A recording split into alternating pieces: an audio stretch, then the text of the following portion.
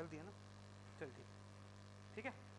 आप लोगों के सामने अमीन पटवारी का सिलेबस है, और अमीन पटवारी अभी वर्तमान में 7 दिसंबर को इसका एग्ज़ाम होने वाला है, ठीक।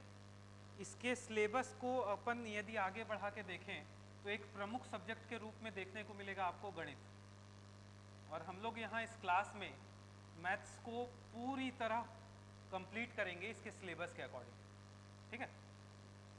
और मैथ्स का सिलेबस को 4 इकाइयों में बांटा गया है। पहला इकाई का पहला पॉइंट आज कंप्लीट कर देंगे अपन पढ़ के, प्राकृतिक संख्या, पूर्ण संख्या, पूर्णांक संख्या, परिमेय संख्या, अपरिमेय संख्या और वास्तविक संख्याओं से पर आधारित संक्रियाएं, ठीक है।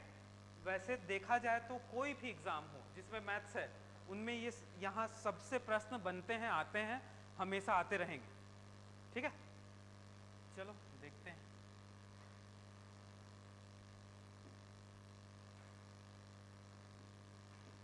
ठीक है, आज का टॉपिक ही है संख्याएं, और संख्याओं के बारे में जान के हम उन सभी अपने अमीन के सिलेबस के फर्स्ट पॉइंट को कवर कर लेंगे, ठीक है।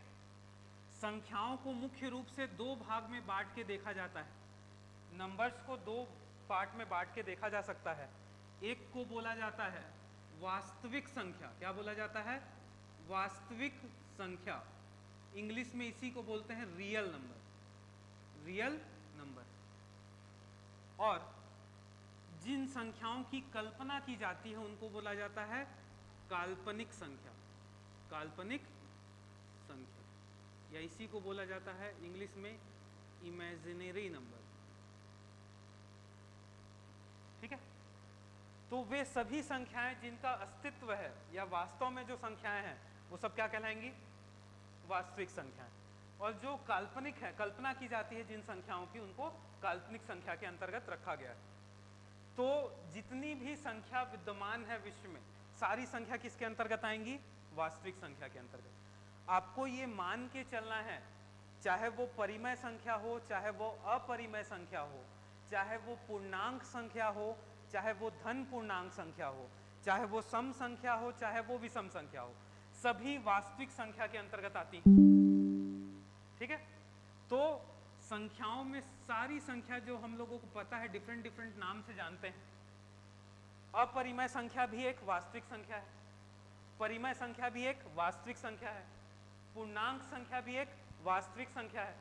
इस चीज को याद रखना, हमारे सिलेबस में जितना नाम लिखा हुआ है सबका पप्पा कौन है? वास्तविक संख्या। सब वास्तविक संख्या के अंतर्गत आती हैं सारी संख्या। क्लियर हो गया? अब वास्तविक संख्याओं को 2 भागों में बांट के देखा जा सकता है। सबसे पहले बांटेंगे अपन इसको सिर्फ 2 भागों में, और एक को बोलेंगे अपरिमेय संख्या। क्या बोलेंगे? एक को अपरिमेय संख्या, और दूसरे को बोलेंगे परिमेय संख्या, परिमेय संख्या। इंग्लिश में इसको बोला जाता है इर्रेशनल नंबर, इर्रेशनल नंबर, और इसको बोला जाता है रैशनल नंबर। गंभीरता के साथ सारी चीजों को याद रखना। पहले बता दिया मैं कि वास्तविक संख्या के अंतर्गत सब आएगा। अब वास्तविक संख्याओं को 2 भागों में बांट के देखते हैं। एक भाग कहलाएगा परिमेय संख्या, दूसरा भाग कहलाएगा अपरिमेय संख्या, ठीक। अब परिमेय संख्या क्या होती है, अपरिमेय संख्या क्या होती है, ये थोड़ी देर में बताता हूं। अभी अपन विंग बना लेते हैं।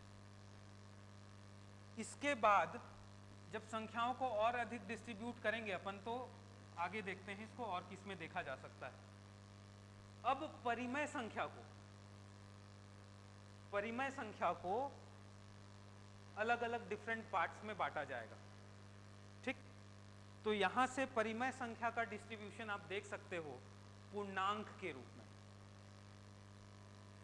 इनको 2 भागों में बांटा जाएगा। एक को बोला जाएगा पूर्णांक, या इसी को इंग्लिश में बोला जाता है इंटीजर, पूर्णांक। और जो संख्या यहां बचेंगी उनको बोला जाएगा गैर पूर्णांक। क्या बोला जाएगा? गैर पूर्णांक संख्या। ये होता क्या है? सबको डिटेल में बताऊंगा, लेकिन ये चार्ट फ्लो चार्ट बता रहा हूँ, इसको अच्छे से याद रखना, क्योंकि यहाँ से एक क्वेश्चन का प्रकार बन सकता है।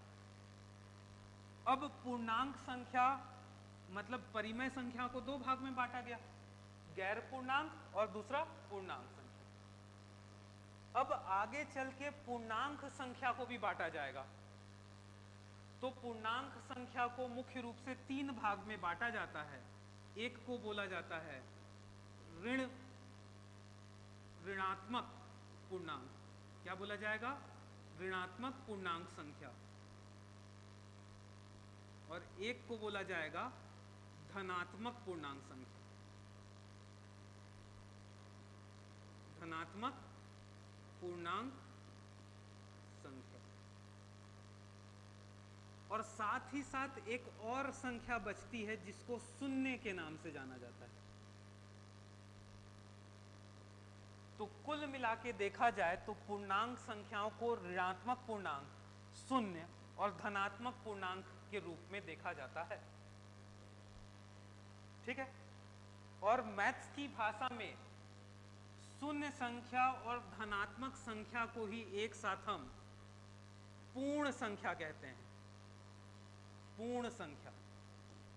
और यही पूर्ण संख्या को आप इंग्लिश में होल नंबर के रूप में देखते हो। Whole number. मैंने सारे के इंग्लिश टर्म्स भी क्लियर किए हुए हैं। ठीक है। तो ये सारा रिकॉर्ड होके जो पढ़ा रहा हूं, पूरा अमीन का क्लास, रिकॉर्डेड क्लास आपको YouTube पे मिलेगा। अपन ट्राई करेंगे कि अपन लाइव स्ट्रीमिंग भी करें इसकी। ठीक है। तो लाइव घर में बैठे बैठे आप लोग कमेंट करना कि सर ये नहीं समझ में आया, तो मैं बता दूंगा कि हाँ चलो ठीक, सब सेटअप हो जाएगा। समझ में आया? वास्तविक संख्या के अंतर्गत वास्तविक संख्या को दो भागों में बांट के देखें, परिमेय अपरिमेय। अब अपरिमेय परिमेय संख्या को गैर पूर्णांक पूर्णांक में बांट दिए। पूर्णांक को तीन में बांटे हैं, ऋणात्मक पूर्णांक, शून्य और धनात्मक पूर्णांक। इसमें शून्य और धनात्मक पूर्णांक को क्या कहा जाता है? पूर्ण संख्या। क्या कहा जाता है? पूर्ण संख्या। और ये जो धनात्मक पूर्णांक है ना, इन धनात्मक पूर्णांक को ही कहा जाता है प्राकृतिक संख्या। क्या कहा जाता है? प्राकृतिक संख्या। प्राकृतिक संख्या। और इसी प्राकृतिक संख्या को हम इंग्लिश में नेचुरल नंबर के नाम से जानते हैं। किस नाम से जानते हैं? नेचुरल नंबर के नाम से।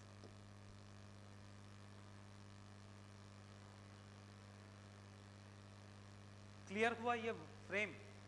तो ये संख्या का वास्तविक रूप सामने है आपके। अब सारी संख्याएं किस संख्या के अंतर्गत आती हैं, यदि इस तरह का प्रश्न आपके एग्जाम में अभी पूछा, अमीन के एग्जाम में, तो आप इसी फ्लो चार्ट से उसको हल कर सकते हो। ठीक है, हो जाएगा। अब मैं एक प्रश्न बनाता हूं सिंपल सा, बोलूंगा प्राकृतिक संख्याएं निम्नलिखित में से किसके अंतर्गत आती है? प्राकृतिक संख्याएं निम्नलिखित में से किसके अंतर्गत आती हैं? पहला ऑप्शन रहेगा ऋणात्मक पूर्णांक, दूसरा ऑप्शन रहेगा गैर पूर्णांक, तीसरा ऑप्शन रहेगा अपरिमेय संख्या और चौथा ऑप्शन रहेगा पूर्णांक। तो उत्तर क्या हो जाएगा? पूर्णांक। तो इस तरह के भी प्रश्न यहां से बन सकते हैं। निश्चित तौर पे आने वाले समय में आप लोगों को इस तरह के प्रश्न देखने को मिलेंगे, तो मुंह जवानी ये चीजें याद होनी चाहिए। अब रही बात, इसके बाद भी सर बहुत सारी संख्याएं होती हैं, सम संख्या, विषम संख्या, अभाज्य संख्या होती है कि नहीं, भाज्य संख्याएं, तो सभी प्राकृतिक संख्या के अंतर्गत आएंगे। इन प्राकृतिक संख्याओं को ही हम सम, विषम, भाज्य, अभाज्य में डिस्ट्रीब्यूट करते हैं। क्लियर? संख्याओं का खेल समझ में आ गया क्या है? अगर याद है तो काम का है, नहीं है तो नहीं काम का है। अब मैं इसमें से प्रत्येक संख्या को उठा के डील करूंगा कि कौन कौन सी संख्याएं अपरिमेय होती हैं, परिमेय होती हैं। तो वास्तविक संख्याओं के अंतर्गत तो सब आ जाएगा। अभी मैं परिमेय और अपरिमेय संख्याएं क्या क्या होती हैं बताऊंगा। ठीक? और आज की क्लास न्यूमेरिक ना होके थ्योरेटिकल ज्यादा है। क्यों थ्योरेटिकल ज्यादा है? यहाँ सारी चीजें जानने के लिए। अब मैं एक सिंपल सा प्रश्न एग्जाम में बार बार पूछता है, पाई क्या है? परिमेय है, अपरिमेय है कि पूर्णांक? पाई क्या है, तो जनरली नहीं जानते पाई क्या है, किसके अंतर्गत आता है। लेकिन अभी जब मैं बता दूं क्या है पाई, श्वेता, परिमेय है अपरिमेय है, देख लो। तो इसीलिए सारी चीजों को अच्छे से सुनो अभी और अच्छे से समझने का प्रयास करो। अपरिमेय संख्या या इसी को बोलते हैं इर्रेशनल नंबर, इर्रेशनल नंबर। दूसरे तरफ लिख रहा हूं परिमेय संख्या, परिमेय संख्या, और इसी को इंग्लिश में कहा जाता है रैशनल नंबर। क्या कहा जाता है? Rational number. क्लियर? यदि मैथमेटिकल लैंग्वेज में मैं परिमेय संख्या की परिभाषा दूं तो इसकी परिभाषा या इसका जो डेफिनेशन होगा वो पूरी तरह इसको क्लियर नहीं करता। बोलता है वे सभी संख्याएं जो P बाय Q के फॉर्म में लिखी जा सकती हैं जहां Q कभी भी 0 के बराबर नहीं हो, परिमेय संख्या कहलाता है। परिमेय संख्या का थ्योरेटिकल डेफिनेशन। इससे तो सारी चीजें क्लियर नहीं हो रही? हो रही क्या? नहीं हो रही। अब इसको रियल तौर पे समझना, यदि वास्तविक तौर पे दोनों को समझना है तो अपरिमेय संख्या को समझना जरूरी है। अपरिमेय संख्या का उदाहरण या इसका डेफिनेशन क्या है? जो संख्याएं परिमेय संख्या नहीं है, अपरिमेय है। ठीक, तो इसको समझेंगे पॉइंट्स के बाद, जैसे 0.23768 28 अनरिपीटेड नंबर कहां तक जाए? अनंत तक। ऐसी सभी संख्याएं जिनका मान पॉइंट के बाद अनंत तक जा रहा हो और यहां नंबर रिपीट नहीं हो रहे, बस इतना ही याद रखोगे तो क्लियर हो गया ये। वे सभी संख्याएं, एग्जाम्पल, ये पहला एग्जाम्पल हो गया, फिर से बोल रहा हूं, शब्दों पे गौर करना, चीजें क्लियर हो जाएंगी। एक वैल्यू लिखा है 261.3456 123 321। देखो कहीं भी नंबर रिपीट नहीं हो रहा है, यहां कोई पैटर्न दिख रहा है क्या? कोई पैटर्न नहीं। और ये कहां तक जारी है? अनंत तक। तो ऐसी सभी संख्याएं अपरिमेय संख्याएं होती हैं जो पॉइंट्स के बाद रिपीट ना हो। ऐसी सभी संख्याएं क्या होंगी? अपरिमेय संख्याएं। अब इनके जो मुख्य उदाहरण होते हैं, मेन जो एग्जाम्स में पूछा जाता है, तो याद रखना इसका पहला उदाहरण है पाई। पाई एक क्या है? अपरिमेय संख्या है। ठीक है। दूसरा √2, √3, √5, √6, √7, √8, √10, ये सभी भी अपरिमेय संख्याएं हैं। कैलकुलेटर में इनका वैल्यू देखना, अनंत तक जाते जाएगा, कभी खत्म ही नहीं होगा। वैल्यू फाइंड आउट करके देखना। तो पाई का वैल्यू भी, क्यों पाई को अपरिमेय बोला जाता है? क्योंकि पाई का अंत नहीं है वैल्यू का। रियल वैल्यू पाई की सर्च करके देखो गूगल में, 3.146728789 ऐसे करके अनंत तक जाएगा। वो तो हम अप्रॉक्स मान लेते हैं ना, 3.14 या 22/7। तो पाई एक अपरिमेय संख्या है। अंडर रूट की वे सभी संख्याएं जो पूर्ण वर्ग नहीं है। देख, जैसे यहां 4 को छोड़ दिया हूं, यहां 9 को छोड़ दिया हूं, क्लियर? तो √4 परिमेय में आ जाएगा। हाँ हाँ, क्या? कौन रिपीट होगा?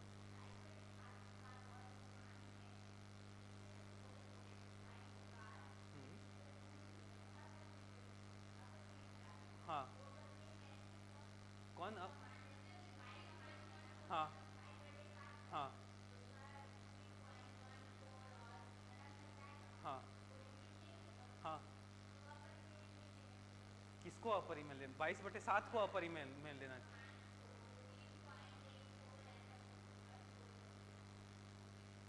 देख वास्तविकता क्या है बता रहा हूँ, अभी सिर्फ अपरिमेय बताया ना, अपरिमेय समझ में आ गया क्या होता है क्या नहीं। पाई को अपरिमेय के अंतर्गत रखा जाता है, √2, √3, √5, 6 को अपरिमेय के अंतर्गत रखा जाता है।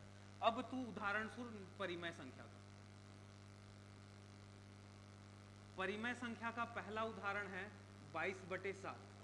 ये p/q के फॉर्म में दिखा, p/q के फॉर्म में दिखा, तो ये क्या कहलाएगा?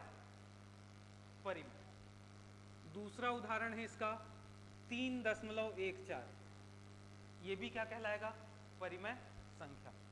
तीसरा एग्जाम्पल है इसका 3/2, ये क्या कहलाएगा? परिमेय संख्या। चौथा एग्जाम्पल दे रहा हूं,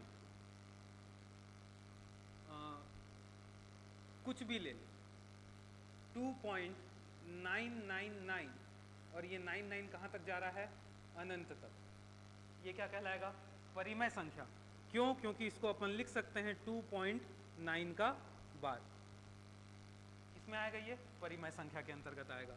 पांचवा एग्जाम्पल ले ले 2.314, और ये कहां तक जा रहा है? अनंत तक जा रहा है, रिपीट हो रहा है। देखो तो इसको क्या लिख सकते हैं? 2.314, और इसके ऊपर लगा सकते हैं अपन बार का साइन। तो ये सारी संख्याएं परिमेय संख्याएं हैं। क्या हैं ये सारी संख्याएं? परिमेय संख्याएं। अब डाउट क्लियर हुआ कि नहीं? जनरली यहाँ क्वेश्चन पूछता है ये 3 लेटर्स को उठा के। जब भी व्यापम या रेलवे के एग्जाम में पूछेगा तो पाई, 22/7 और 3.14 को ऑप्शन में लेता है और पूछता है निम्नलिखित में से कौन कौन सी संख्याएं परिमेय हैं या अपरिमेय है। तो यहाँ से 100% याद करके रखना कि अपरिमेय संख्या पाई भी है और अंडर रूट वाले मान भी क्या है? अपरिमेय है। और परिमेय की बात करूं तो वे सभी संख्याएं जो p/q के फॉर्म में लिख रहे हैं, 22/7 p/q के फॉर्म में लिखा है कि नहीं? 3/2 p/q के फॉर्म में लिखा है कि नहीं? ये सभी क्या कहलाएंगे? परिमेय। क्लियर हुआ डाउट कि अभी भी डाउट में है? ठीक, और डाउट रहेगा तो और पूछना। आगे बढ़े तो अभी अपन ने ये दोनों संख्याओं को देख लिया, परिमेय और अपरिमेय को क्या होता है। अब गैर पूर्णांक और पूर्णांक में जो बांटे हैं अपन परिमेय को, उसको देखेंगे। ठीक है, ज्यादा टाइम नहीं लगेगा इसमें भी, फटाक से देखते हैं, समझने का प्रयास करो। एक होता है गैर पूर्णांक, गैर पूर्णांक, और दूसरा होता है पूर्णांक या इंटीजर्स। बहुत इजी है, बहुत आसान वे में समझोगे। एक नंबर लाइन बना रहा हूं, ये क्या है? Number line. ये हो गया माइनस इनफाइनाइट, ये हो गया इनफाइनाइट, और ये हो गया 0। इधर लिखेंगे 1, 2, 3, 4, कहां तक जाएगा? अनंत। इधर लिखेंगे -1, -2, -3, और ये कहां तक जाएगा?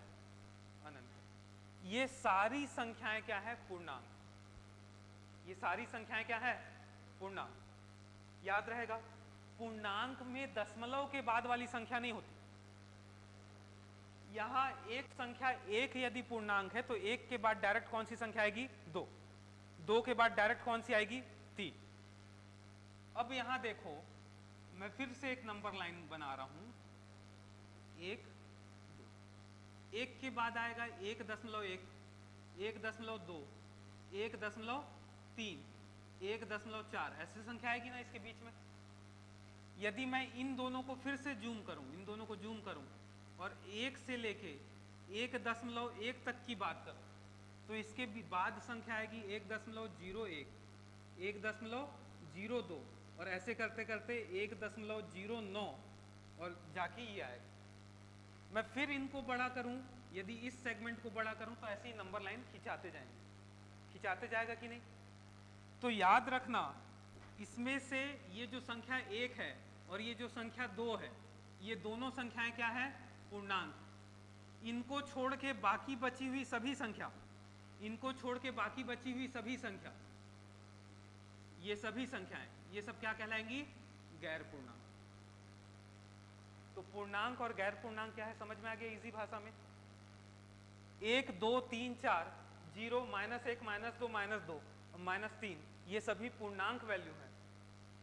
और जो 1.1 1.01 दशमलव वाली जितनी संख्याएं होंगी वो क्या कहलाएंगी? गैर पूर्णांक।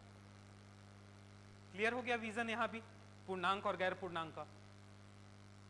अब यहीं पर इस पूर्णांक में ही आप लोग जान जाओगे जो वहां संख्याएं लिखी हुई है, जो मैंने पढ़ाया है आप लोगों को वहां पर,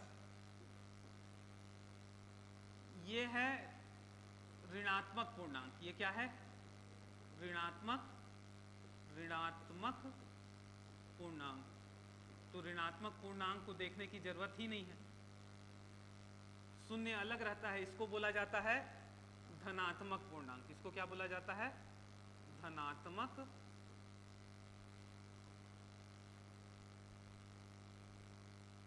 पूर्णांक। क्लियर हो गया धनात्मक पूर्णांक और ऋणात्मक पूर्णांक क्या क्या है? कोई दिक्कत?